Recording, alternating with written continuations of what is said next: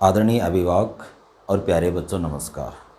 एक बार फिर मैं राजेंद्र प्रसाद गरवा जीआईएस ऑनलाइन कक्षा में आपका हार्दिक स्वागत करता हूं, अभिनंदन करता हूं। देखिए प्यारे बच्चों, पिछले जो वीडियो के अंदर थोड़ी सी एक मिस्टेक हो गई थी कि यहाँ जो बुढ़ा कुत्ता था उस पर पाठ 6 लिखा गया, जबकि पाठ वो था 5। और आज हम पाठ 6 पढ़ने जा रहे हैं। पूजनीय नारी मधुर अथैया जो साउथ इंडियन हैं उनकी द्वारा लिखी हुई ये रचना है, एक छोटी सी कविता है। और इस कविता के अंदर आप देख रहे हैं कि कितना सुंदर विषय उन्होंने इसमें चूज किया है।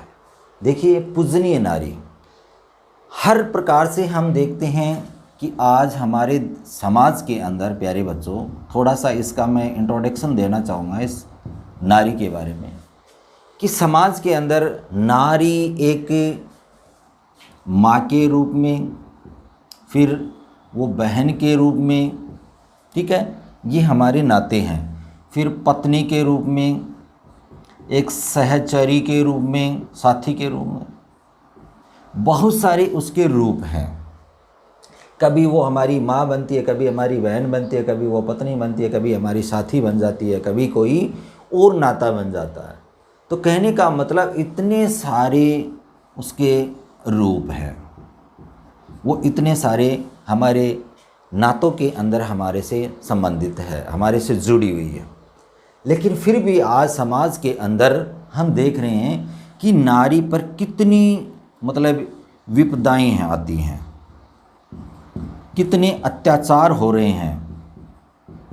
उस विषय पर मधुर अथैया जी ने ये फोकस करना चाहा है कि आज माँ भी है, बहन भी है, पत्नी भी है, सहचरी भी है, साथी भी है, लेकिन उसके बाद में भी, इतने रूप होने के बाद में भी समाज में उसको एक जो उच्च स्थान मिलना चाहिए वो नहीं मिल पाता है। उस पर अत्याचार हो रहे हैं, उस पर बहुत सारी विपदाएं आ रही हैं। वो इतना सब कुछ करने के बाद में भी, और लोग उस पर क्या कर देते हैं, आप भी देखते हैं आए दिन है ना, अत्याचारों से न्यूज़पेपर है, हमारे जो टीवी चैनल्स हैं उन पर है ना इतने न्यूज़ आती हैं, इतनी खबर आती हैं कि भरे पड़े रहते हैं कि आज फला जगह ऐसा ऐसा हो गया, आज फला जगह ये है ना दहेज के लिए एक किसी नारी की है ना हत्या कर दी गई, उसको मार दिया गया, जला करके मार दिया गया, उसको फांसी पर लटका करके मार दिया गया।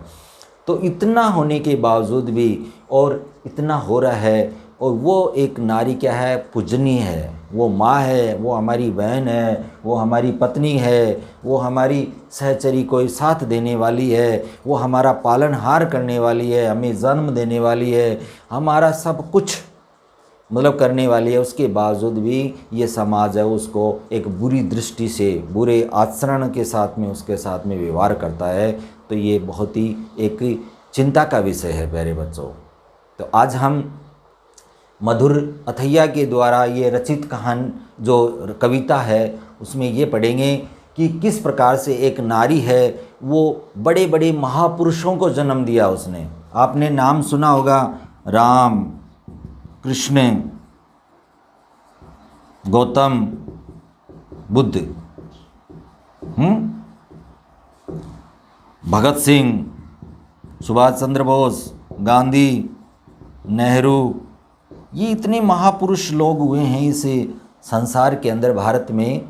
और भी बहुत सारे महापुरुष हुए हैं संसार में भी, जिन्होंने बहुत सारे अच्छे अच्छे महापुरुष, बड़े बड़े महापुरुषों को जन्म दिया है। ये कोई अवतार नहीं थे, इनका भी किसी माँ के द्वारा क्या हुआ था, जन्म हुआ था। इनका भी किसी माँ ने पालन पोषण किया था। तो कहने का मतलब यही है प्यारे बच्चों, इतने जो महान व्यक्ति हमारे देश में हुए हैं, उनकी पालनकर्ता कौन थी, एक नारी थी।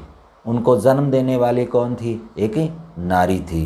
तो यही बात समझाने की कोशिश कर रहे हैं कि वो उसके साथ में बहुत ही बुरे आचरण किए जाते हैं, उसके साथ में बुरे व्यवहार किए जाते हैं। क्यों? क्योंकि आज हमारी जो दृष्टि है वो नारी के प्रति थोड़ी सी अलग बनी हुई है। लोग उसके लिए अलग विचारधाराएं हैं उनके, लेकिन हमें एक अच्छी विचारधारा, एक अच्छी सोच, एक अच्छी थॉट लेकर के हमें कार्य करना है। और हमें क्या करना है, उस नारी का क्या करना है, सम्मान करना है, अपमान नहीं करना है। प्यारे बच्चों, अब आप पर है ये कि नारी का हमें अपमान नहीं बल्कि क्या करना है, उसका सम्मान करना है। तो अब हम क्या करेंगे, इस कविता को पढ़ेंगे। तो आप है वो अपनी बुक है वो ले लीजिए और अब हम इसको पढ़ना शुरू करते हैं। तो देखिए प्यारे बच्चों, इस कविता की एक एक पंक्ति को मैं पढ़ूंगा और आप लोग इस एक एक पंक्ति को अच्छे से समझें और अपनी बुक है वो अपने पास ले लीजिए।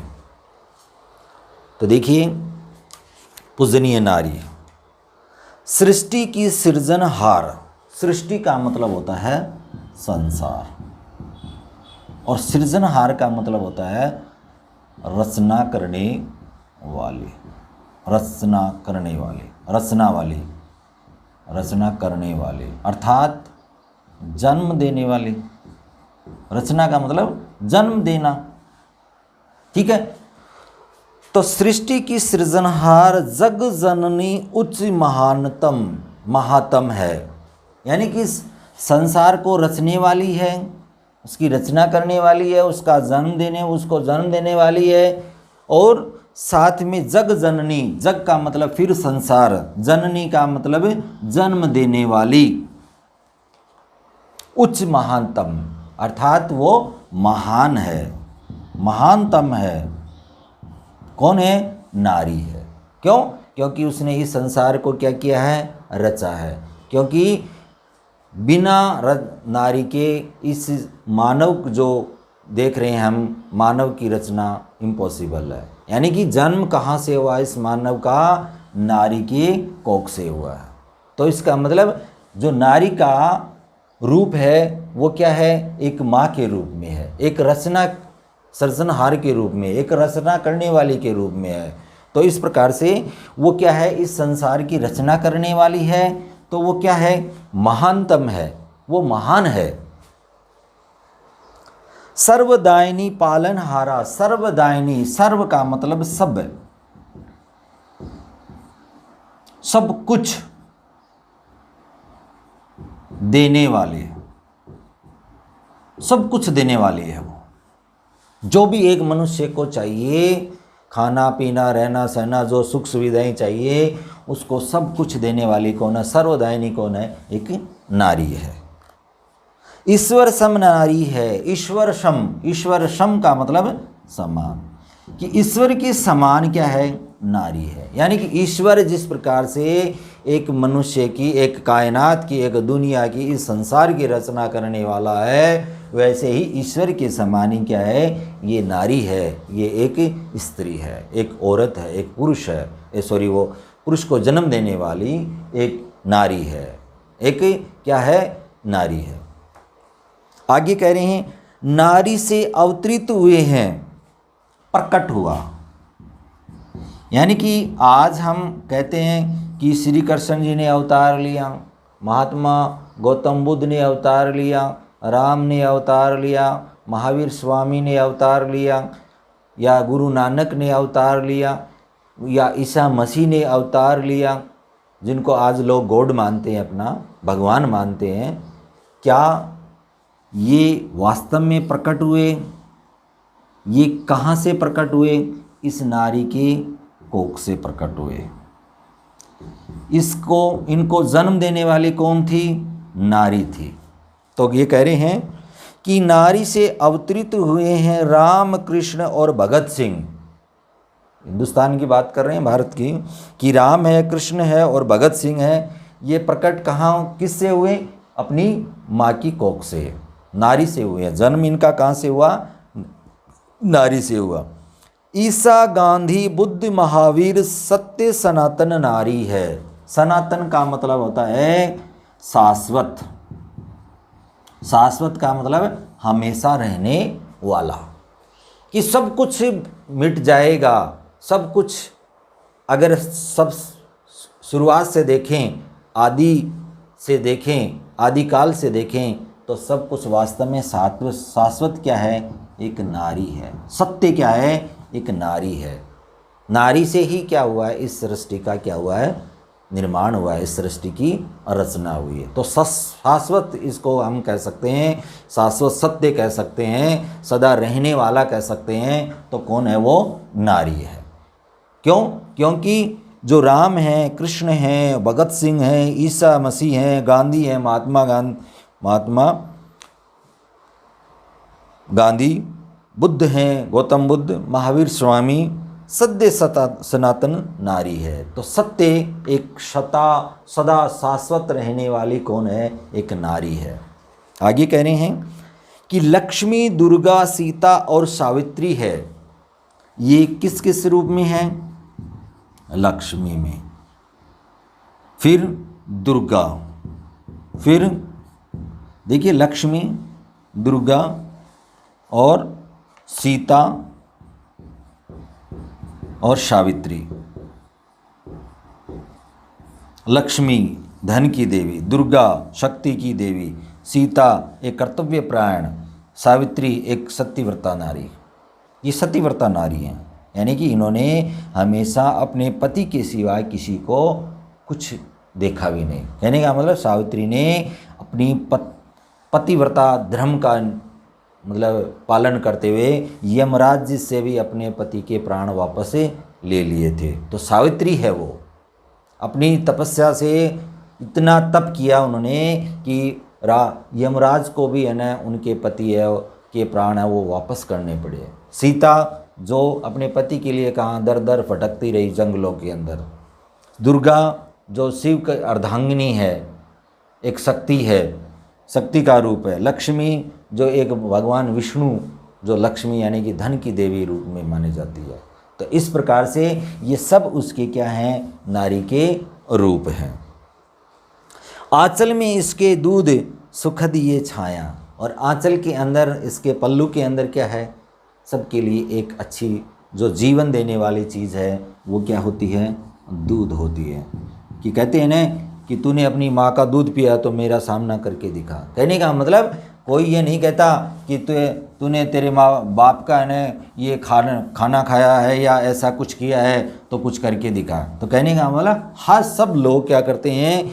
माँ के दूध की बात करते हैं। दूध के अंदर, माँ के दूध के अंदर एक ऐसा पौष्टिक आहार है प्यारे बच्चों, जिसके अंदर है ना सारी शक्तियाँ आ जाती हैं। बच्चे के अंदर जो माँ के दूध, अगर कोई माँ का दूध नहीं पीता कोई भी बच्चा, तो वो कुपोषण का शिकार हो जाता है। इसलिए माँ के दूध के अंदर बहुत सारी शक्तियाँ हैं, बहुत सारे ऐसे विटामिन्स, प्रोटीन्स, सब कुछ भरा हुआ है। इसलिए आजकल है जैसे ही बच्चे का जन्म होता है तो डॉक्टर उसको सबसे पहले उसके माँ का दूध ही पिलाते हैं।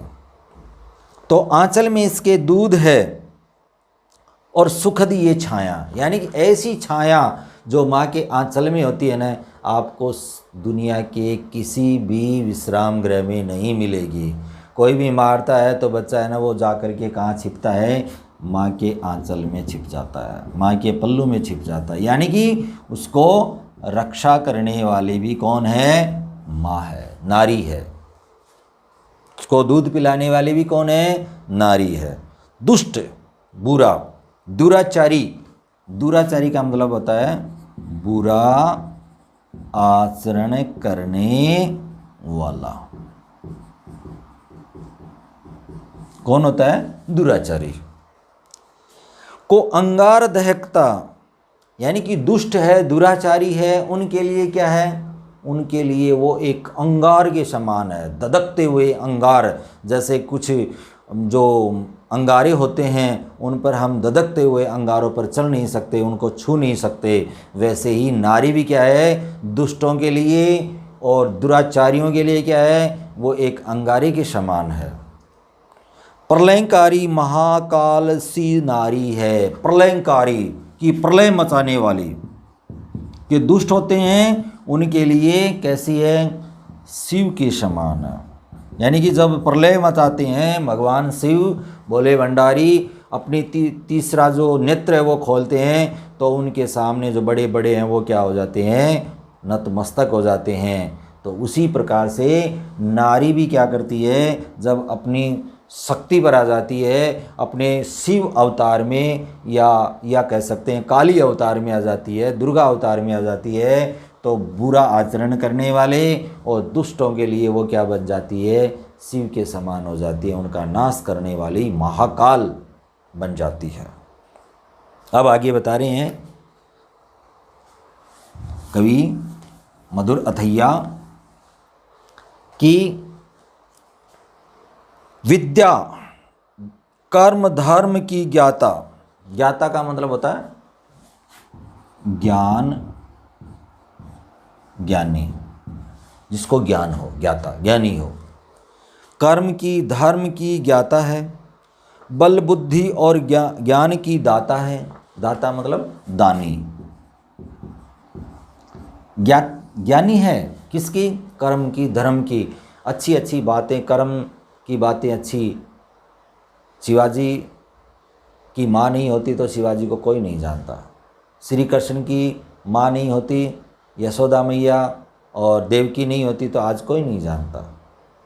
ठीक है, तो प्यारे बच्चों, उनकी माँओं ने उनको बचपन में ही ऐसे ऐसे पाठ पढ़ाए। भगत सिंह की माँ नहीं होती तो भगत सिंह को कोई नहीं जानता, चंद्रशेखर आज़ाद की माँ नहीं होती तो उनको कोई नहीं जानता। कहने का मतलब है उन्होंने बचपन में ही ऐसे धर्म कर्म की बातें उनको सिखाई, उनको ऐसे दान करने सिखाए कि शायद कोई इस संसार में कर सके। दानी कैसे, कि आपने देखा हो पन्नाधाय के बारे में, नाम सुना होगा पन्नाधाय, जिसने अपने राजा के लिए क्या कर दिया था, अपने बच्चा था ना उनका चंदन, उसको भी क्या कर दिया था, नछावर कर दिया था। दान ऐसा होता है कि अपने राजा के लिए अपने बच्चे का दान कर दिया। तो विद्या कर्म धर्म की ज्ञाता, बल बुद्धि और ज्ञान की दाता है। दान करने वाले, बल बुद्धि ज्ञान, ये सब दान करने वाले। एक माँ अपने बच्चे को हमेशा अच्छा करना सिखाती है, बुरा करना कोई माता पिता नहीं सिखाता। प्यारे बच्चों, कोई भी बुरी चीज़ है वो माँ कभी भी नहीं सिखाती, कभी भी नहीं कहती कि माँ की चोरी करके लेके आना, कभी के नहीं कहती कि झूठ बोलना, चोरी करना, पाप करना, किसी को मारना, प्रताड़ित करना, किसी को दुख देना, कोई भी माँ नहीं सिखाती।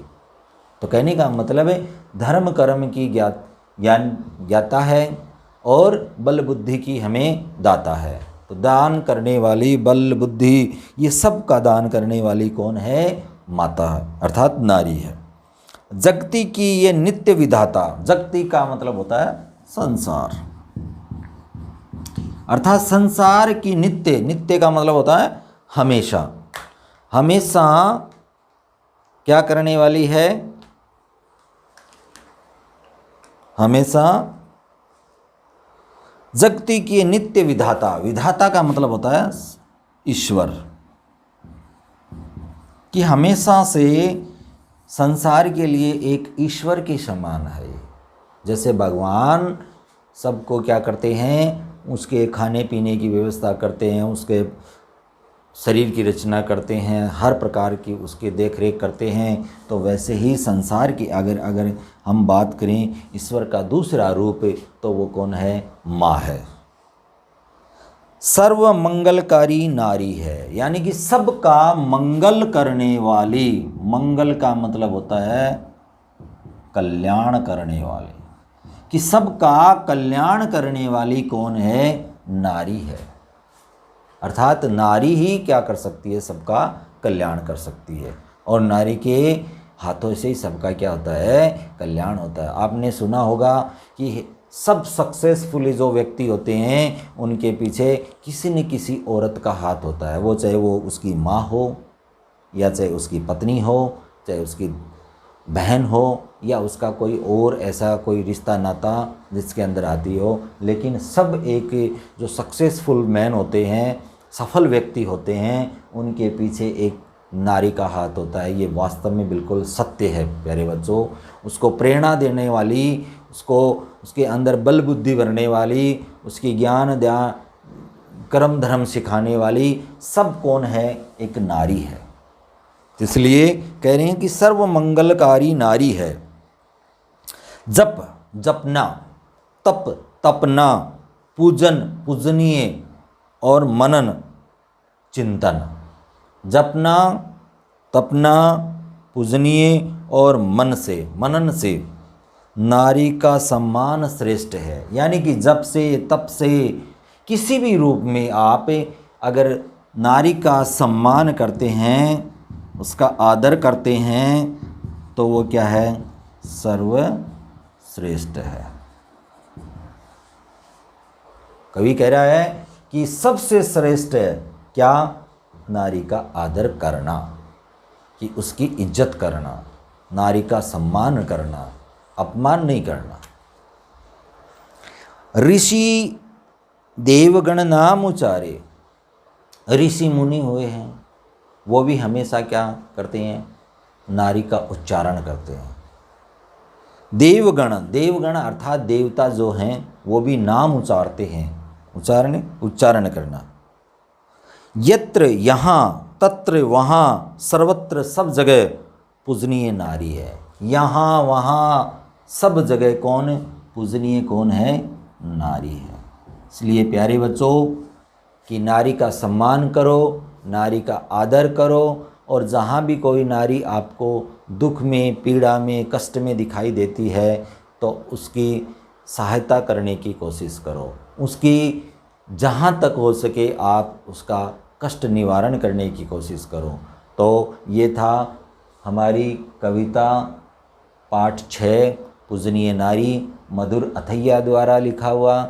और ये एक ऐसी कविता थी जिसके अंदर नारी के बारे में सचित बहुत ही अच्छा वर्णन किया है, और बहुत ही अच्छा उन्होंने ये टॉपिक चुना है कि नारी का आज समाज के अंदर कितना अपमान हो रहा है, कितना उसको प्रताड़ित किया जाता है, उस पर कितने अत्याचार किए जाते हैं। तो अगर हम बच्चों को इस चीज़ से अवगत करवाएंगे तो आने वाली पीढ़ी है उसमें बिल्कुल सुधार होगा। और सुधार ही नहीं, मैं तो यकीन के साथ में कह सकता हूँ बहुत अच्छा कार्य होगा कि मेरी आने वाली जो पीढ़ी है, मेरी युवा, मेरे जो बच्चे हैं, वो आज के बाद में नारी का सम्मान करेंगे, उसका आदर करेंगे, उसकी इज्जत करेंगे। चाहे वो बहन हो, चाहे माँ हो, चाहे वो अलग कोई पत्नी हो, चाहे कोई भी हो, उसका सब जगह उसका क्या करेंगे? वो सम्मान करेंगे। जय हिंद, जय भारत।